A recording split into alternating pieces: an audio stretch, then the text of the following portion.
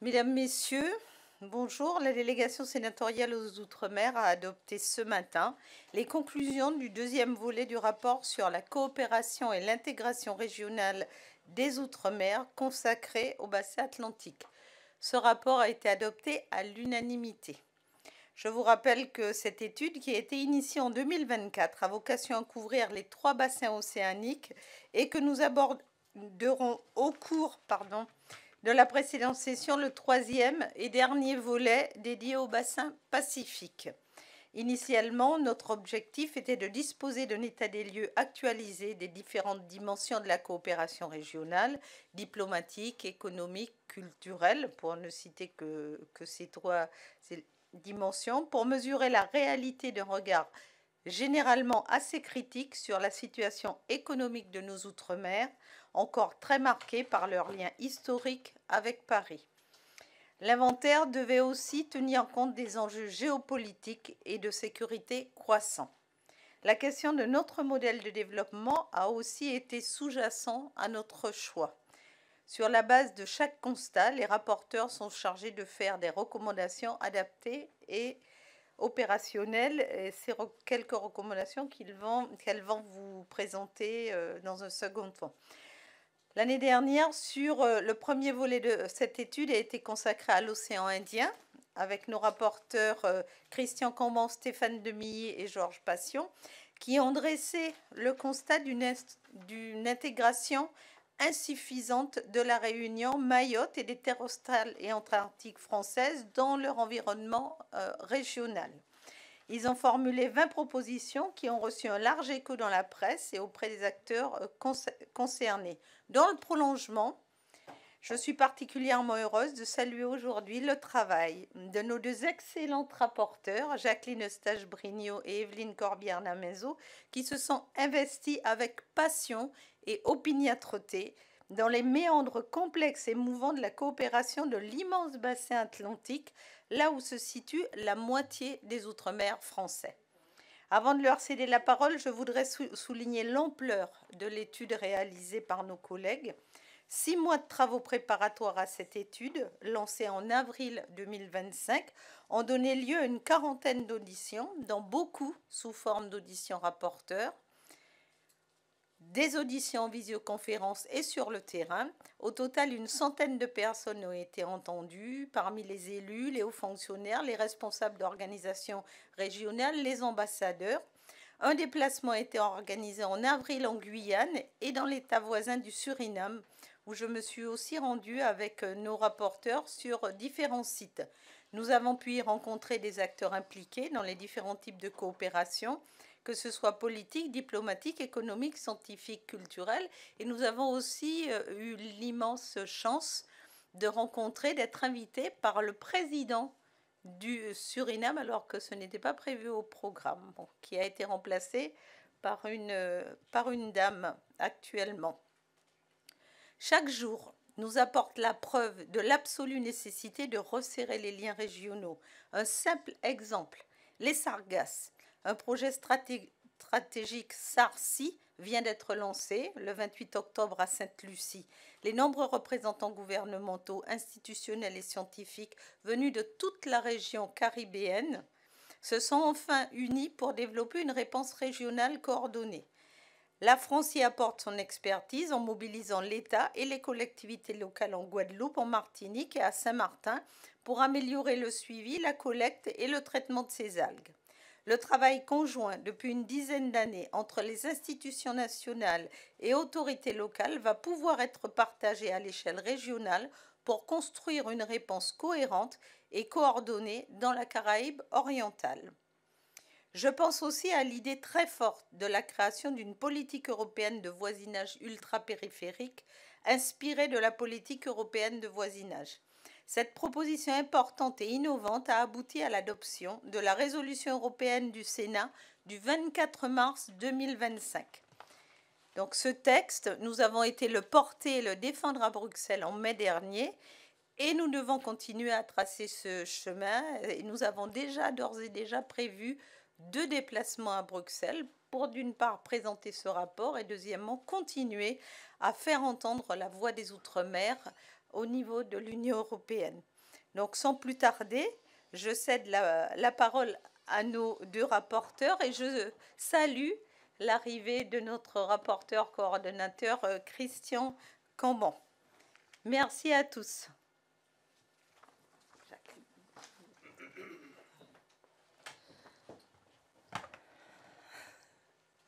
Merci Madame la Présidente. Alors nous allons nous relayer toutes les deux. On va prendre la parole 2 fois, quelques minutes, et puis évidemment nous sommes là pour répondre à vos questions. Donc ce rapport, donc effectivement, est le fruit de 6 mois de travail passionnant. Moi je ne suis pas sénatrice de l'Outre-mer, mais il appartient aussi aux sénateurs et sénatrices de l'Hexagone de s'occuper urgemment de ces territoires. Donc comme l'an passé, la formule de Monsieur Serge Letchimy, que vous connaissez, et je le cite, les Outre-mer sont étrangers à leur géographie, a trouvé un plein écho lors de nos travaux préparatoires à ce rapport. Plus qu'ailleurs peut-être, les relations historiques et les liens économiques entre la métropole ont façonné la faiblesse des relations de ces territoires, malheureusement, avec leur environnement. Nous avons touché du doigt cette réalité souvent absurde, et en particulier lors de notre déplacement en Guyane. La Caraïbe et le plateau des Guyanes forment un espace à la fois unifié par des défis communs et divisé par des réalités très différentes. Même vulnérabilité face aux crises climatiques, au narcotrafic et aux rivalités internationales. Il est d'autant plus urgent de les lever et d'accélérer que la Caraïbe et le plateau des Guyanes sont des espaces en pleine transformation. La Caraïbe est en effet redevenue un espace géopolitique sensible. Longtemps considérée comme la Méditerranée des États-Unis, elle est aujourd'hui le théâtre d'une compétition accrue entre Washington et Pékin. Mais cette rivalité ne doit pas nous faire oublier un autre acteur, l'Europe et donc la France. Grâce à nos territoires ultramarins, nous sommes présents, stables et crédibles dans cette région. Grâce à l'Europe, les financements sont importants via le budget et la BEI et sont orientés vers les pays de la région. Le plateau des Guyanes, quant à lui, est en pleine transformation économique avec la découverte de gisements pétroliers géants. Il faut ajouter que le plateau des Guyanes fait encore l'objet de contestations territoriales qui sont des irritants des relations bilatérales. Et évidemment, on pense au Suriname, puisque rien n'est réglé au niveau des frontières. Dans ce paysage, la coopération régionale apparaît en progrès, mais encore très insuffisante. Sur le plan diplomatique, la France a renforcé son réseau dans la région. L'intégration de nos collectivités dans les organisations régionales est aussi une avancée majeure. La Martinique est sur le point de devenir membre associé, enfin je dirais, de la CARICOM, une première historique et l'aboutissement d'un travail très long, trop long, depuis les premières déclarations en 2012, et nous sommes en 2025. Parallèlement, les relations bilatérales entre Sainte-Lucie et la Martinique ou entre la Guyane et le Suriname ou le Brésil sont de plus en plus dynamiques. La coopération sécuritaire, un enjeu majeur aussi, a également progressé. Enfin, des progrès concrets et foisonnants voient le jour, financés évidemment par l'Union européenne et l'AFD. Et je laisse la parole à ma collègue.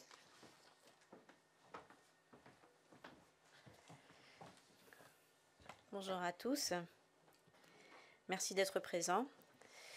En effet, les progrès réalisés en matière de coopération régionale sont indéniables. Cependant, plusieurs obstacles majeurs subsistent, limitant l'efficacité et la visibilité des actions engagées. Ces freins, à la fois institutionnels, économiques, logistiques et financiers, entravent le plein épanouissement de nos territoires dans leur environnement régional. D'abord, un cadre institutionnel complexe et peu efficace. La Caraïbe et le plateau des Guyanes sont caractérisés par une multiplicité d'organisations régionales, chacune avec ses propres règles, ses priorités et ses mécanismes de financement. 3 structures principales coexistent, la CARICOM, l'OECEO et l'AEC. Pourtant, leur superposition engendre des chevauchements, des concurrences et une dilution des responsabilités, ce qui nuit à l'efficacité globale de la coopération. Conséquence de tout cela, nos territoires, membres associés de ces organisations, peinent à y faire valoir leurs intérêts. Et puis, des échanges commerciaux toujours insuffisants. Pourquoi une telle situation? D'abord parce que les normes européennes sont souvent inadaptées. Il y a également un manque de circuits économiques régionaux et, bien sûr, cette dépendance historique à la métropole. Le résultat, c'est que nos RUP ratent des opportunités économiques Pire, alors que le Guyana et le Suriname deviennent des puissances pétrolières, eh bien, la Guyane française risque de rester en marge de cette dynamique, faute de liens économiques solides avec ses voisins. Et puis, le troisième constat défavorable, une mobilité toujours entravée. Le cabotage est inexistant ou limité selon les régions. Et par ailleurs, les bassins de vie le long des fleuves Maroni et Oyapock restent mal appréhendés. Des projets de coopération ont été portés, mais ils se sont soldés plutôt par des fiascos. Le feuilleton du bac Malani en est l'illustration la plus connue. Il faut y ajouter aussi celui de l'hôpital d'Albina, côté surinamais, que la délégation a pu visiter. Financé intégralement par un prêt de 15 millions d'euros de l'AFD, avec un remboursement en cours, cet hôpital devait permettre de soulager la pression sur le système de santé de Saint-Laurent, en fixant une partie de la demande de soins des Surinamais sur Albina. Simultanément, le nouveau centre hospitalier ouest guyanais de Saint-Laurent est sorti de terre avec une offre de soins rehaussée pour les Guyanais. Et le résultat est calamiteux. Terminé en 2015, l'hôpital est vide au sens littéral du terme. Un autre point noir, c'est l'orpaillage illégal, la pêche illicite, et nous assistons actuellement à un pillage organisé. Il y a également la tuyauterie financière illisible. J'entends par là que l'Europe et l'État français consacrent beaucoup d'argent à la coopération régionale. Pourtant, ces fonds restent complexes à mobiliser et ils découragent les porteurs de projets. Les fonds NDC de l'Union européenne concurrencent et se conjuguent mal avec les fonds Interreg, qui eux relèvent du FEDER, alors que les deux concourent à la coopération régionale. Et je laisse la parole à ma collègue.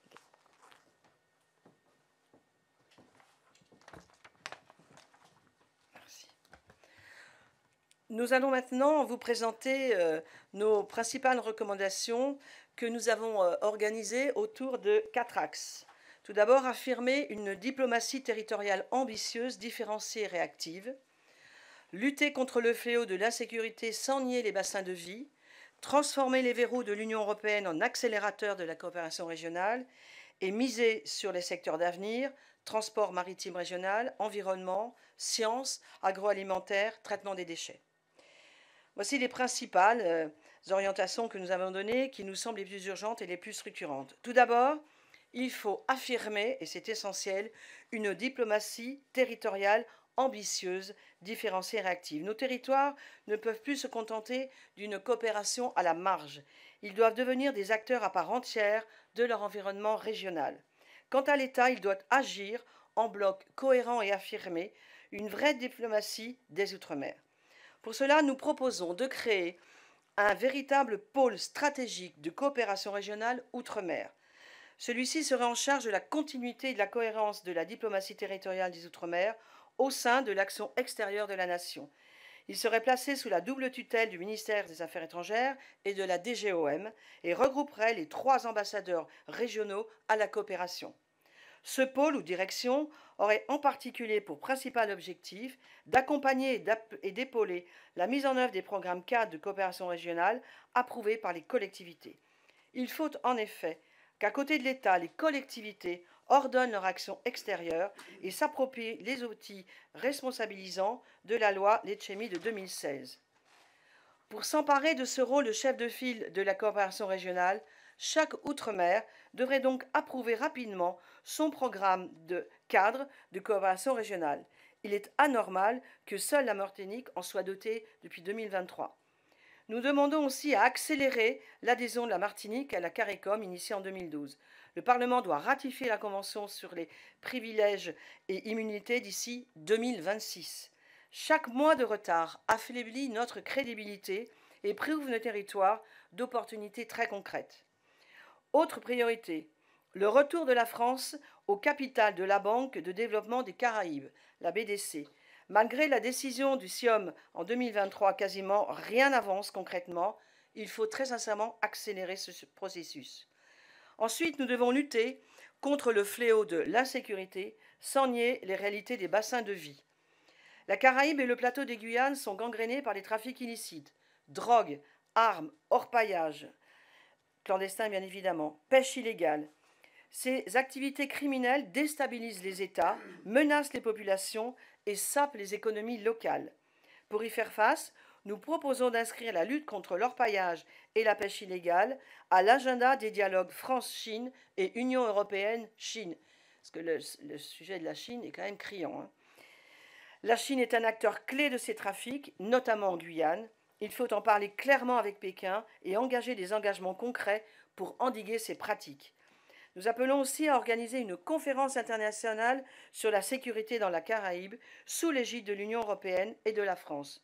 L'objectif, créer une académie régionale de la sécurité qui formerait les forces de police et les magistrats de toute la région. Cette initiative s'inspirerait de celle en cours dans le bassin indien. Sur le plateau des Guyanes, il est urgent de finaliser l'accord frontalier avec le Suriname. Je rappelle qu'aujourd'hui, il n'y a qu'un tiers de cette frontière qui est vraiment sécurisée, puisque le décret sur le deuxième tiers n'a pas été validé par le Suriname, ce qui pose quand même de vrais soucis. Et de créer donc un centre de coopération policière le long du fleuve Maroni. En échange, la France pourrait proposer une carte de circulation transfrontalière, comme celle qui existe déjà de l'autre côté brésilien sur l'Oyapock. Enfin, Saint-Martin doit devenir un laboratoire de coopération transfrontalière. Nous proposons d'étudier la création d'un groupement européen de coopération transfrontalière entre Saint-Martin et Sint-Maarten et de rétablir un programme Interreg dédié à cette coopération.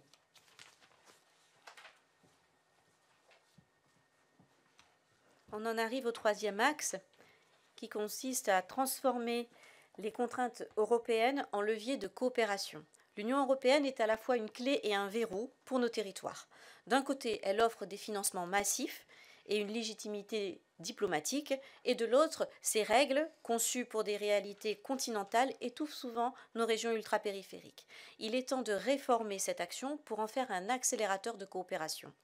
Nous reprenons donc l'idée de nos collègues Georges Patient et Stéphane Demilly de créer une politique européenne de voisinage ultra-périphérique dans le cadre du futur budget européen 2028-2034. Cette politique ciblerait spécifiquement les régions voisines des RUP et des PTOM avec des financements dédiés et des règles adaptées.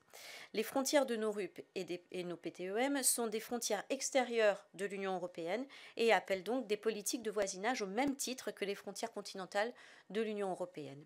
L'objectif est de faire des Outre-mer des ponts entre l'Europe et leur environnement régional et non des territoires enclavés. Il est aussi crucial d'autoriser les RUP à signer des accords de libre-échange limités avec leurs voisins. L'accord de partenariat économique Union européenne-Caraïbes pourrait être modifié pour le permettre. Enfin, l'éducation doit devenir un outil de coopération. Nous proposons de créer des programmes Erasmus RUP qui permettraient à nos étudiants d'étudier dans les universités caribéennes et inversement. Ce sujet de l'éducation m'invite à dire quelques mots de la francophonie. Il manque une politique de la francophonie renforcée dans les pays voisins de nos RUP. Cela devrait aller de soi, et pourtant les conventions d'objectifs et de moyens de l'Institut français ou de l'AEFE ne mentionnent même pas les Outre-mer. Quatrièmement, il faut miser sur les secteurs d'avenir pour bâtir une économie régionale résiliente. Nos territoires ont des atouts majeurs. Une position géographique stratégique, des ressources naturelles abondantes, une expertise reconnue en santé, en environnement et en énergie. Pourtant, ces potentiels restent sous-exploités. Le transport maritime est un enjeu clé. Nous proposons de modifier le règlement européen de 1992 pour faciliter la création de lignes de cabotage entre les RUP et leurs voisins. Il faut aussi étudier la création d'une communauté caribéenne du transport maritime portée par l'Union européenne, la France et l'OECE. L'objectif est de construire un réseau régional dense, compétitif et décarboné. Les déchets et les sargasses sont aussi un autre fléau, des fléaux mais qui sont aussi des opportunités. Pourtant, ces défis peuvent devenir des leviers de coopération. Nous proposons de faire appliquer l'article 349 du TFUE pour adapter les règles européennes et autoriser des accords régionaux de gestion des déchets. Enfin, le plateau des Guyanes abrite la plus grande forêt tropicale intacte du monde. Nous soutenons l'idée de rapprocher le parc amazonien de Guyane et le parc brésilien de Tumucumaque pour créer la plus grande zone protégée de forêt tropicale au monde. Ce projet deviendrait un symbole de coopération franco-brésilienne. Il participerait aussi à ancrer politiquement la Guyane dans sa géographie amazonienne.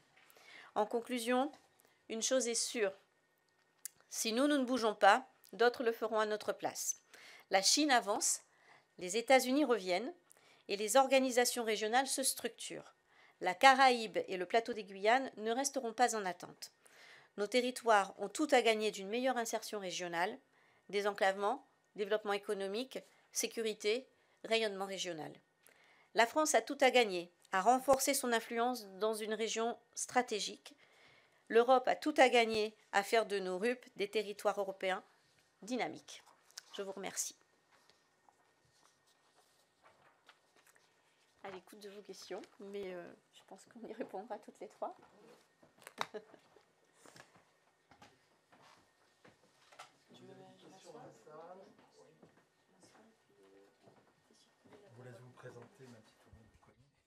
Bonjour, Nathalie Guibert du Monde. J'avais une question sur le voisin américain. Depuis que Donald Trump est président, il y a l'affaire des droits de douane et il y a l'affaire des frappes sur les bateaux en mer. Sur ce voisinage nouveau, à votre avis, quel problème pose-t-il justement dans le cadre des relations régionales des territoires français? Est-ce qu'il y a une volonté de s'exprimer là-dessus? Est-ce qu'il y a des inquiétudes? Voilà, où est-ce qu'on en est simplement de ça?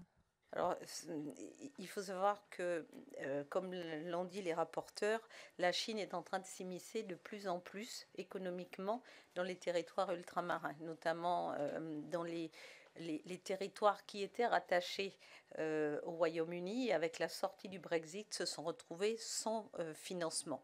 Donc, les États-Unis regardent cela de près, puisqu'on ne va pas remonter jusqu'à la crise de Cuba, mais ils sont très attentifs et ils montrent aussi qu'ils sont présents dans la zone en intervenant principalement contre la lutte contre le narcotrafic, puisqu'il y a aussi quelques tensions entre les États-Unis et le Venezuela. Donc c'est un ensemble.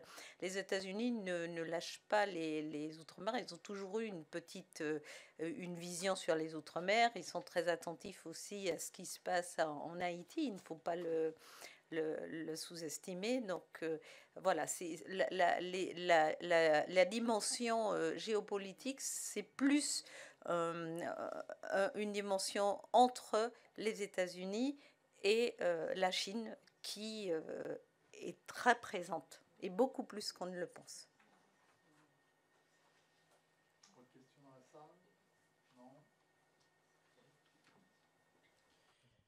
Oui, Nicolas Ledin pour RCI. En termes de concrétisation de ces mesures, est-ce que vous avez étudié comment ça pouvait se passer? Par quel biais? Est-ce qu'il y a des mesures législatives, réglementaires? On va se mettre toutes les trois. Oui. Une des questions fondamentales, c'est la place de l'Europe dans tous ces sujets. Parce que moi qui ai une vision différente de l'ultramarine, je me suis aperçue que quand on a construit l'Europe, on a oublié nos territoires en fait. Donc on a un gros sujet, c'est sur les normes européennes qui s'appliquent dans nos territoires. Donc ça a des conséquences extrêmement compliquées. Ma collègue pourra donner quelques exemples, mais je veux dire, donc nous on a un sujet franco-français, je veux dire, il faut aussi que la France regarde ce sujet peut-être autrement, mais il faut que l'Europe s'approprie aussi ce sujet, et c'est à nous. D'ailleurs, nous allons aller présenter notre rapport à Bruxelles, parce qu'en fait, quand on a construit cette Europe, on n'a pas compris. La France est pratiquement le seul pays à avoir autant de territoires ultramarins. C'est la seule, avec autant de frontières à l'extérieur, j'ai envie de dire. Et donc on a imposé des normes à tout le territoire français, ultramarin compris, et qui bloquent aujourd'hui un certain nombre de choses, qui bloquent le développement, qui bloquent le lien avec les pays frontaliers.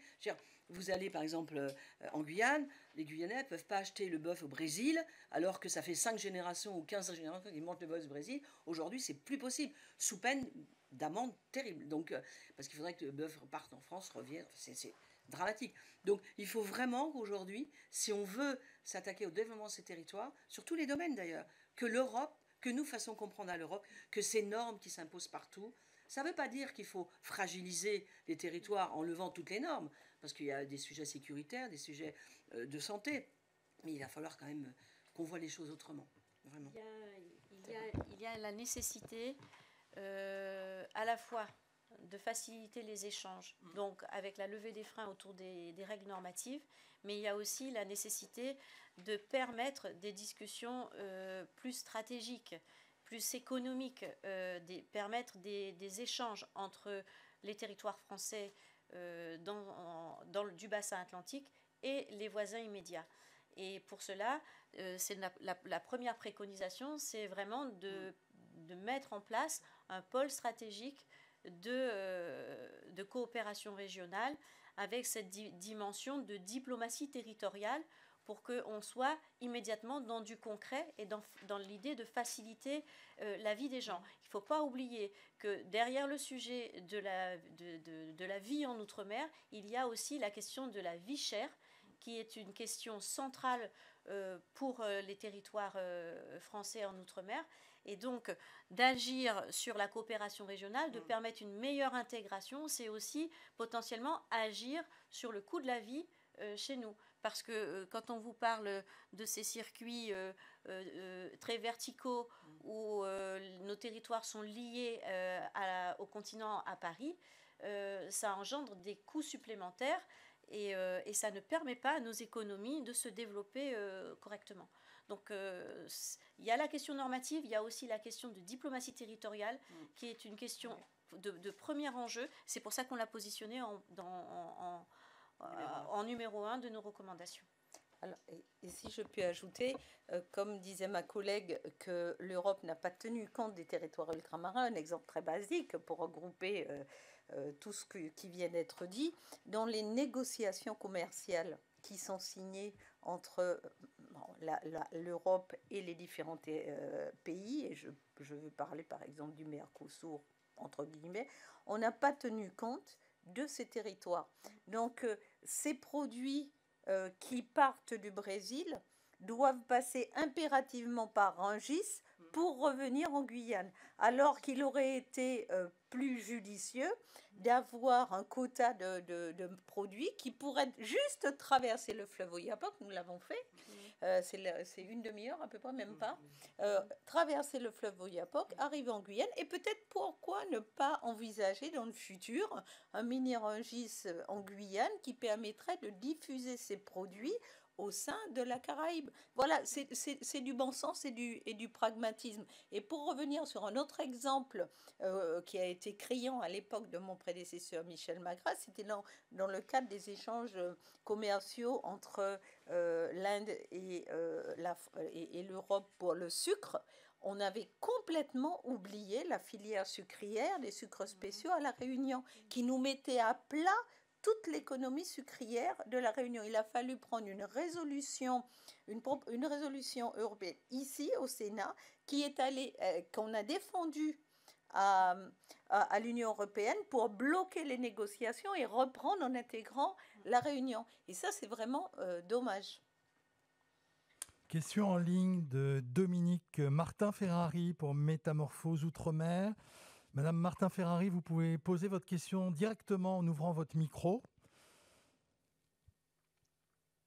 Si vous nous entendez, si ça fonctionne, sinon je me ferai le porte-parole de votre question. Vous m'entendez ? Très bien. Oui. Très bien. Alors, je pense que la présentation de ce rapport se fait une semaine à peu près avant l'ouverture de la COP 30 et bien des questions que vous avez évoquées vont être posées donc à Belém, vont être évoquées à Belém. Alors, je voudrais savoir si les Outre-mer vont bien être représentés, si dans la délégation européenne, leur voix va se faire entendre. Ça, c'est une de mes premières questions. La deuxième, c'est il va y avoir bien sûr des débats sur l'adaptation, sur les stratégies de sécurité des bassins, sur les nouvelles diplomaties transfrontières. Est-ce qu'il a été prévu que les voix, ou ce que vous proposez dans ces rapports, soient déjà portées à Belém, ou bien est-ce qu'on perd cette occasion internationale ? Je te laisse répondre, Jacqueline. Aujourd'hui, le rapport, il est officiellement présenté aujourd'hui, donc ça va être peut-être un peu compliqué d'en parler à Belém, mais rien n'empêche de faire passer un certain nombre de messages aujourd'hui. Nous, ce qu'on avait choisi comme stratégie ce matin, c'est d'aller porter ce rapport à Bruxelles, parce que Bruxelles a une place à prendre, aller porter au niveau des ministères chez nous, et de continuer à... Parce qu'il y a des actions prioritaire, je veux dire, sur cette coopération, sur lequel on veut vraiment que les choses avancent et que les choses bougent, qu'on ne mette pas 10 ans ou 15 ans comme sur certaines discussions qui ont eu lieu pour que les choses avancent. Moi, je pense qu'il y a l'enjeu, il est pour demain, madame. Hein, voilà, il est pour demain. Tout à l'heure, ma collègue a parlé de la Chine, par exemple, qui ravage les fonds. Il y a des enjeux environnementaux aussi. Quand on parle d'orpaillage illégal et quand on parle de pêche illégale, il y a des enjeux environnementaux, mais cruciaux pour les populations et pour toute cette partie de la planète. Donc voilà, je pense qu'aujourd'hui, on ne peut pas se contenter de dire, il faut faire. Donc je ne sais pas si à Belém, voilà, c'est prévu. Moi, je n'ai pas l'information aujourd'hui. Vous oubliez quand même que Belém va prendre des décisions pour 20 ans et que c'est là que se posent toutes les questions que vous venez d'évoquer, et notamment en termes de diplomatie. Donc, en allant retourner à Bruxelles, etc., vous perdez un temps fou. Oui, moi, je veux bien aller à Belém. Il faut juste qu'on soit invité déjà. Bon, déjà, nous, on est prêts à tout pour se battre sur ce qu'on a. Vous savez, ce rapport, nous y tenons et nous y avons travaillé ardemment parce qu'on a envie vraiment que les choses bougent. Donc, s'il faut qu'on aille à Belém ou que la présidente aille à Belém pour défendre ce qu'on a écrit aujourd'hui, nous serons capables d'aller le défendre, madame. Alors, nous ne sommes pas conviés puisqu'il y a une association Réseau Action Climat qui regrette l'absence de négociateurs ultramarins dans la délégation française. Donc, on est d'accord.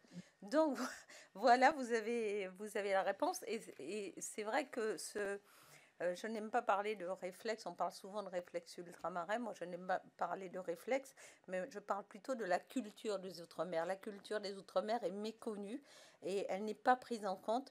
Même au niveau des ministères, il faut le dire, hein, ce n'est pas un reproche, mais quand vous allez discuter d'un sujet au sein d'un ministère, on va vous répondre que votre sujet, on ne connaît pas votre territoire, on n'est jamais venu chez vous, mais pour autant, c'est Paris qui sait mieux ce qui est bon pour les territoires ultramarins. Et il est grand temps que la situation change et qu'on soit à l'écoute des territoires ultramarins et les travaux de la délégation. Et je remercie aussi mes collègues non ultramarins qui s'y impliquent énormément et qui nous accompagnent et qui nous soutiennent dans notre démarche vis-à-vis de l'État et vis-à-vis de l'Union européenne.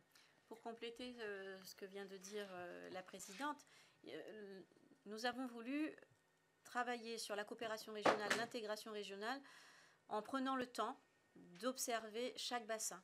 Et c'est vrai qu'on est dans une logique de travail plus long et plus approfondie. Il y a eu le volet numéro 1 sur le bassin océan Indien. Là, on vous présente notre travail sur le bassin atlantique. Viendra ensuite le travail sur le bassin pacifique, parce qu'on a trop tendance à tout mettre dans un même panier, à considérer les Outre-mer de façon très générale. Or, ce sont des territoires bien différents les uns des autres, avec des logiques bien différentes, et bien sûr des points communs qu'on retrouve également. Mais nous voulons que le regard qui soit porté sur nos territoires soit un regard plus juste. Question dans la salle. France Antilles, je vous laisse vous présenter. Oui, bonjour, Raphaël Luce, journaliste pour France Antilles. J'avais une première question concernant le pôle stratégique. Est-ce que vous pouvez plus nous expliquer le rôle qu'il va jouer peut-être pour l'avancée et la concrétisation de projets peut-être en attente de financement européen? L'idée aujourd'hui, on s'est aperçu qu'il y avait beaucoup de strates, d'organisations qui existent. C'est un peu le millefeuille à la française, mais on l'a ici aussi. Hein. Et l'idée, c'est de se dire, faire ce pôle diplomatique stratégique global avec tout le monde, c'est-à-dire en disant, qu'est-ce qu'on veut, qu'est-ce qu'on attend, qu'est-ce qu'on fait, mais ensemble, pas chacun dans son coin, avec parfois des compétences qui ne sont pas toujours très précisées ou très précises, vous voyez ce que je veux dire? Et quand tout le monde s'occupe de tout, mais sans le faire vraiment, ce n'est pas une critique du tout, mais on s'aperçoit que c'est aussi ça, mais on a ça ici, hein, mais c'est peut-être encore plus criant dans les territoires, vous voyez? Et donc l'idée, c'est de se dire, c'est quoi l'ambition pour ce territoire complet qu'on va définir ensemble. Voilà. Et je pense que vraiment cet enjeu, il est essentiel. Il est vraiment essentiel. Oui, l'idée, Voilà. c'est de permettre une relation plus fluide entre l'Hexagone, entre Paris, entre le gouvernement, les ministères et les logiques de territoire, le concret et l'opérationnel de la coopération régionale, avec justement une concertation au niveau des collectivités territoriales qui ont déjà ou sont en train d'écrire leur cadre opérationnel de coopération régionale. Et l'idée, c'est d'être vraiment dans quelque chose de très pratique parce que l'argent est là, les projets existent, les dynamiques sont présentes, mais l'idée, c'est de réussir à lever les freins. Et c'est pour cela qu'on préconise la mise en place d'un tel pôle stratégique. Dernière question, comment comptez-vous du coup prioriser? Est-ce que vous comptez prioriser certains projets qui sont peut-être plus cruciaux que d'autres lorsque vous allez aller à Bruxelles? Les territoires doivent... on ne va pas faire à la place des territoires, ce n'est pas l'objet. L'objet, c'est de dire les territoires, ils devront définir leurs priorités, mais tous ensemble. Voilà. Et nous, on les portera. On les portera, on les défendra. On ne va pas dire au territoire, vous devez faire ça. Ça doit partir des territoires. Mais c'est le territoire dans sa globalité des Caraïbes, en fait. C'est ça qu'on souhaite. Voilà. Enfin, qu'on préconise après, parce que je pense que ça aura plus de sens, vous comprenez? Et puis ça permettra aussi probablement de débloquer des fonds qui existent et qui ne sont pas aujourd'hui sollicités, vraiment. Et quand les fonds ne sont pas sollicités, on sait qu'ils partent ailleurs. Hein. Donc ça, c'est important. Donc si on peut travailler sur ça pour plus d'efficacité, parce que voilà, les conséquences, il ne faut pas oublier que dans ces territoires, il y a beaucoup de jeunes, hein, il y a une jeunesse qui est en attente, hein, qui est parfois un peu perdue, qui n'a pas toujours envie de quitter ce territoire, mais qui n'y voit pas son avenir. À nous aussi d'écrire un certain nombre de choses pour que cette jeunesse, dans son propre territoire, puisse avoir une stratégie d'avenir, en fait. Ça, c'est un vrai sujet aussi, hein, un vrai sujet. Et puis, je voudrais aussi soulever, vous avez pu voir dans mon intervention sur le projet SARG-SI, Saint-Barthélemy n'a pas été mentionné. Parce que Saint-Barthélemy, vis-à-vis de l'Europe, a un statut particulier, un statut de pays et territoire d'outre-mer. Et là aussi, c'est un frein au sein de la coopération régionale, même au sein des territoires français, parce que vous avez le statut de région ultrapériphérique, le statut de pays et territoire d'outre-mer, et dans certains projets interreg, ces deux statuts ne peuvent pas être pris en compte. Et ça, c'est une aberration aussi, puisque nous avons les mêmes difficultés. Donc, il est important aussi de pouvoir allier un petit peu tout ça. Nous avons aussi Saint-Barthélemy à la compétence en matière d'environnement, bon, que nous assumons, mais c'est vrai qu'il est un peu que dans le cadre d'une coopération régionale, le partage d'expertise, d'expérience peut être aussi intéressant et n'est pas un frein, à mon sens, au développement de projets, notamment de projets innovants de lutte contre les sargasses, qui est un véritable fléau, non seulement environnemental, mais c'est aussi un fléau sur la santé humaine, parce que lorsqu'on voit l'impact des émanations sur le mobilier, sur l'électroménager, on se dit que les habitants qui respirent ces odeurs auront forcément dans l'avenir un impact sur leur santé, même si ce n'est pas dans l'immédiat. Oui, à nouveau Nathalie Guibert du Monde. Je voulais vous demander, est-ce que vous avez, dans vos échanges, eu le sentiment que le Quai d'Orsay commençait à se mobiliser davantage sur ces problématiques? Ça fait quand même quelques décennies qu'on parle de ça. Est-ce que vous avez le sentiment qu'il y a des progrès, pas seulement de l'écoute, mais est-ce qu'il y a des actions concrètes que vous pourriez mentionner comme le signe que le Quai d'Orsay intègre davantage les problématiques dont vous parlez? Bon, comme moi, je ne suis pas ultramarine, je suis très à l'aise. Je ne suis pas sûre je ne suis pas sûre, vraiment, et je le dis avec ouverture d'esprit, qu'au niveau du Quai d'Orsay, il y ait une prise de conscience forte de ce qu'on doit écrire aujourd'hui pour demain. J'en suis pas sûre. C'est pour ça que nous allons aussi aller au Quai d'Orsay. Voilà, nous, on a passé des heures et des heures à essayer de comprendre ce qui se passe, et ce qui se passe, il faut garder l'espoir et le côté positif des choses. On ne peut pas dire tout va mal, mais tout va pas bien non plus. Donc, et je ne suis pas sûre qu'au niveau du Quai d'Orsay, on prenne la mesure de ce qu'il se passe et de ce qu'il faut faire dans les territoires ultramarins. Il y a un sujet aujourd'hui qui a été mis sur la table, c'est la lutte contre le narcotrafic. Ça, c'est clair que c'était une nécessité urgente, que les choses s'organisent, qu'on voit. Bon, voilà, ça c'est très très important parce que les conséquences sont dramatiques pour nos territoires ultramarins. Mais ça ne suffit pas. Ça, c'est très très important pour sécuriser, pour d'abord ça concerne aussi nos territoires ici. Bon, mais sur le reste, sur le développement économique, sur les stratégies, je ne suis pas sûre que voilà, on se donne les moyens intellectuels et politiques au sens large du terme d'écrire des choses. Donc à nous de le faire aussi, à nous de le dire, et nous d'avoir suffisamment de critères pour faire comprendre que c'est essentiel aujourd'hui. Parce que quand on parlait de la Chine, les États-Unis, c'est une chose importante. Vous savez que, par exemple, la Martinique et Guadeloupe ne peuvent pas vendre le rhum aux États-Unis, je pense que vous le savez. C'est juste tous les autres pays inondent les États-Unis d'un rhum. Nous, on a un rhum fabuleux. Non pas que je sois une spécialiste du rhum, mais enfin, on le sait quand même. On ne peut pas vendre de rhum aux États-Unis. Clair. Bon, voilà. Donc, tout ça, c'est quelque chose qu'il faut qu'on arrive à développer, à écrire, à dire. La Chine, c'est un vrai sujet. Ils ont construit un aéroport à la Dominique, de mémoire, là. Donc, ils veulent, voilà. Donc, un aéroport complètement construit et géré par la Chine à la Dominique, ça va avoir des conséquences sur nos propres aéroports en Guadeloupe, en Martinique, etc. Donc, il ne faut pas fermer les yeux. Il faut aussi dire que si on ne pose pas les choses aujourd'hui, ça peut avoir des conséquences dramatiques pour nos territoires demain et après-demain. Vraiment. Donc, à nous aussi de faire passer ces messages. Alors, pour être objective et positive, nous avons aussi, aujourd'hui, est arrivé un hasard du calendrier, un formidable ambassadeur en la personne de Thani Mohamed Soali, qui est revenu au sein de la délégation, qui a été ministre de la francophonie, et dont on a noté depuis quelque temps quand même un renforcement du réseau diplomatique, puisqu'on a... Jacqueline l'a souligné, un très bon ambassadeur de France au Suriname. On a une création d'une ambassade au Guyana qui a été ouverte il n'y a pas très longtemps et un ambassadeur aussi de zone qui a été nommé à Sainte-Lucie, qui a sa résidence à Sainte-Lucie, mais qui travaille aussi dans toute la Caraïbe. Donc il y a un frémissement, mais pour autant, il faut qu'on martèle, qu'on appuie, qu'on défende. Et je sais que qu'on pourra compter aussi sur l'appui de Thani Mohamed Soali pour enfoncer, si on va dire, enfoncer le clou auprès du Quai d'Orsay et aussi des contacts qu'il a eus auprès de l'Union européenne.